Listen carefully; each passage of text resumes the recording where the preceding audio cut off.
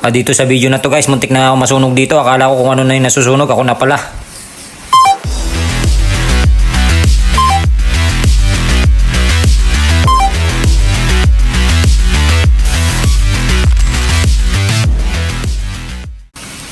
Dito sa video na to guys, sarap-sarap ng trabaho ko dito.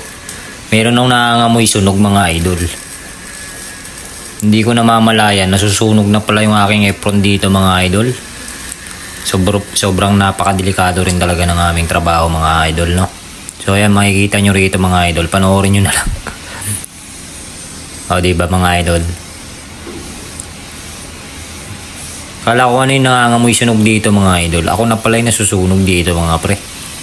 So ayan, panoorin nyo na lang itong munting video ko ngayon mga idol. Wala akong may upload kaya ito. Share ko na lang sa inyo yung aking trabaho dito. At dito nga, muntik na nga ako masunog dito mga idol. Doble ingat po tayo sa ating mga trabaho mga idol. Pag medyo may naaamoy-amoy na kayong kakaibang amoy, talagang tingnan yung mabuti yan mga idol, no?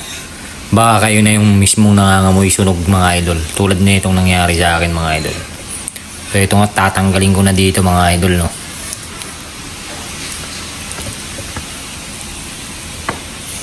So ang hirap patayin mga idol kasi manipis na yan siya. Sobrang luma na siya. Kaya palitan na lang natin ito mga idol.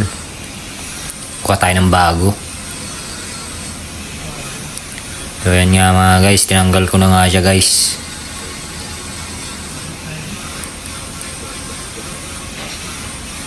So ganyan kahirap ang ating trabaho dito sa Japan mga idol, no? Doble ingat lang talaga. Ayan na yung bago, daldala ko. Charan! Bagong apron ni Kuya Jun TV. So tara, samahan nyo akong magpalit ng apron mga idol.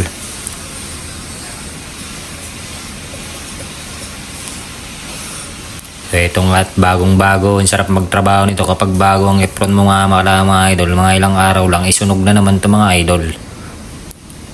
Ganyan kalupit ang aking trabaho mga idol. Mga ilang patak lang ng bagay yan, isunog na yan mga idol. Hindi naman kasi siya leather. Dapat kasi ang binibili ng ating boss dito is leather, no? Para medyo tumagal-tagal naman. So wala rin naman sa standard tong apron na to mga idol. Hindi rin siya standard kumbaga sa safety, no? Unsafe po yung kanilang apron dito. Pero ito'y libre naman mga idol na wala pong bayad to sa aming kumpanya. Pag medyo luma na, pwede naman ng palitan. Minsan nga lang nakakaya kapag medyo pwede pa naman, huwag mo na munang palitan. Pero dapat talaga is leather, no? Para iwas sunog talaga mga idol.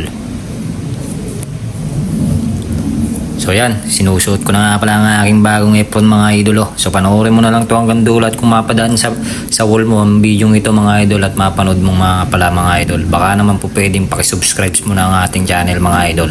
So maraming salamat po sa inyong lahat. Kuya Jun TV ang inyong nag-iisang bukod tangi sa lahat. Kuya Jun TV. Maraming salamat po.